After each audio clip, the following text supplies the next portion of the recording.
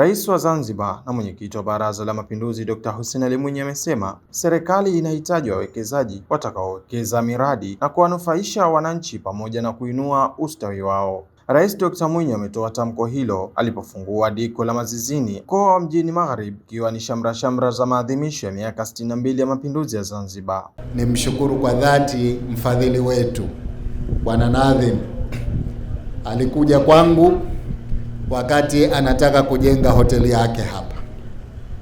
Akaniambia kwamba nitafanya msaada kwa wananchi wanaoishi karibu na hoteli.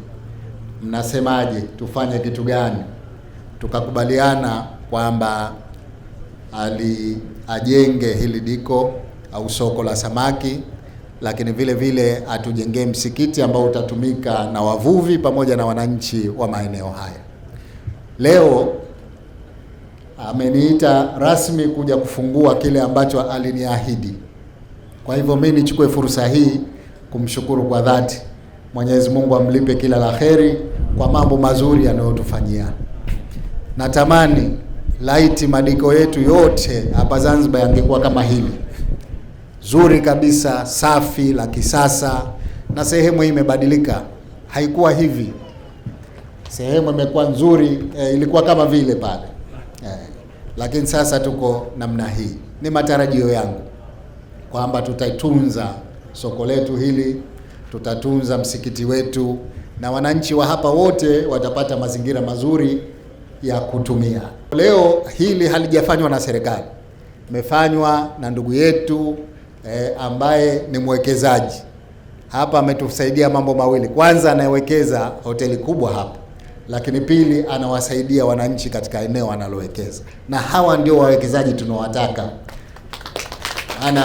Mwekezaji asinufaike yeye tu. Yeye anufaike na wananchi wanufaike. Sasa hapa tutanufaika kwa mengi. Kwanza, hoteli yake itatupa kodi, hoteli yake itatupa ajira kwa vijana wetu, lakini kubwa zaidi amesaidia na wananchi katika eneo hili. Tunamshukuru sana. Mwenyezi Mungu amlipe kila la kheri. Kwa niaba yenu wananchi wa hapa, napenda kusema kwamba nimefurahi sana kuja hapa kufanya ufunguzi rasmi. Jina la msikiti umepewa jina langu, Masjid Hussein Ali Mwinyi. Alhamdulillah, si jambo dogo hilo. Jambo kubwa. Maana isiwe majina yangu yako kwenye maskuli na madaraja, na misikiti nayo ipate kidogo. Kwa hivyo nashukuru kwa kunipa jina langu kwenye msikiti huu, na kwa maana hiyo basi msikiti huu kwa kuwa una jina langu, nitaomba utunzwe mara zote, uwe mzuri. Tusije baada ya mwaka mmoja hapa tukakuta hata rangi sio hii. Hili jina hili nakuombeni tuutunze msikiti huu. Kwa kumalizia, nimezungumza na mfadhili wetu hapa, tumesema tufanye jambo moja. Soko litahitaji matunzo na msikiti utahitaji matunzo, lakini kuna fedha kidogo itakayopatikana kutokana na watakaofanya shughuli zao hapa. Basi kwanza wawe tayari kuchangia kile kidogo.